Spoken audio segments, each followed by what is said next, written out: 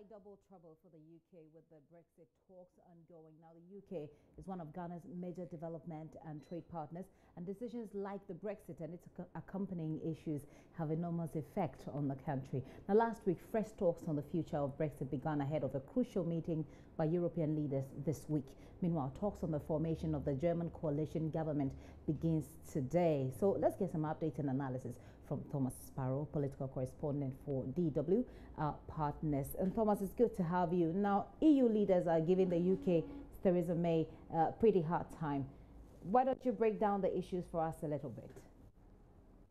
Well, Gift, it depends how you see it. You can indeed say that European leaders are giving Theresa May a hard time, but at least from a European perspective, it also seems that Theresa May is not necessarily presenting very clear proposals that could advance all the issue of Brexit. So there are obviously two sides of the coin, and both sides of the coin seem to be throwing the ball at the other side, saying, you have to be next, you have to do this next. As you mentioned as well, this latest round of negotiations comes just before European leaders meet to reassess whether there has been enough progress in the talks so far, the talks between the European Union and the United Kingdom. There does seem to have been at least a little bit of progress, but the big question is whether there has been enough progress, and that's what's going to be reassessed at that European meeting. Depending on that, talks could move forward, or they could still stick to the points that they have been sticking up to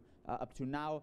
But there are certainly points where they do not look eye to eye. One of them, for example, is the format, whereas the European Union says we would like to discuss the divorce first and then look at what the future relationship would be. There are people in the United Kingdom who say, well, you can't discuss these things separately from each other. And there are obviously issues when you look at the content that are also very problematic, whether it is the rights of the European citizens in the United Kingdom or vice versa, Brits in the European Union, whether it is the Northern Ireland border, and more importantly, that divorce bill, which seems to be also one of the very problematic issues between the European Union and the United Kingdom, and something that we will be hearing from the leaders as well at a European level tomorrow and on Friday.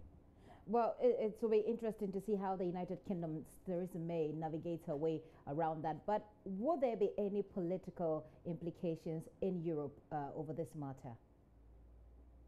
Certainly. I mean, both for the UK and for the European Union, this is a huge challenge. Sometimes when you look at the sort of key details of what's happening in Brussels or what's not happening in Brussels, you sort of miss the big picture. And the big picture for Europe is that Europe for a very long time was a project, the European Union, that was based on growing, on getting other countries to come to the European Union and join.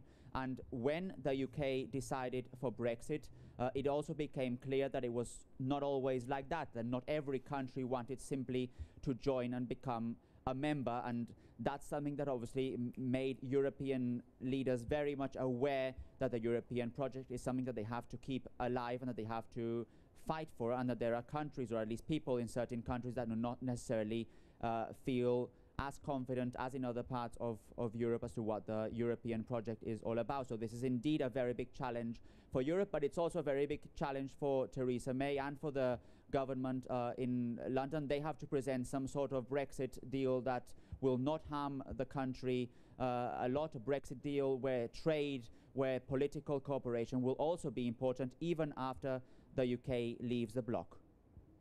Let's speak about Germany, since you are in Germany, of course. And we've had a lot of background information because we followed the German elections. So when you have an idea, the source of coalition that is expected of the German Chancellor Angela Merkel, which is happening today. Bring us up to speed with the latest as to the kind of coalition that is likely to be formed with the very limited options that she has, ruling out the AfD.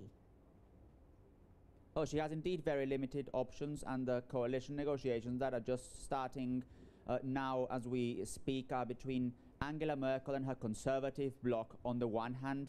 Then you have the Liberals and you have the Greens. And if you look at these three parties, they are in the German political spectrum very broad. Indeed, you have the conservative bloc, and in particular Angela Merkel's sister party, the CSU, tend to the right. You have the environmentalist Greens tending rather to the left, and there are certainly a wide range of issues where these parties do not see eye to eye, whether it is climate policies or policies on Europe or migration, a very important issue where these leaders will be trying to find some sort of common ground. It's still unclear what that common ground would look like. But what is certainly clear, Gifty, is that these negotiations that are just starting now will take a very long time indeed. People here are even mentioning that it could be until Christmas before Germany has a functioning government. So that just gives you an idea of how difficult all these negotiations are. It's, for Angela Merkel, it's also a huge challenge. She has to try and make allies out of political parties that in some areas are diametrically opposed. You can just imagine how big a challenge that is for the German Chancellor. By the end of the day, I'm sure that they will come up with something that most of you have called the Jamaican coalition. The last time we spoke, by the way, you mentioned the immigration policy, a new immigration policy. Has there been any latest information on that?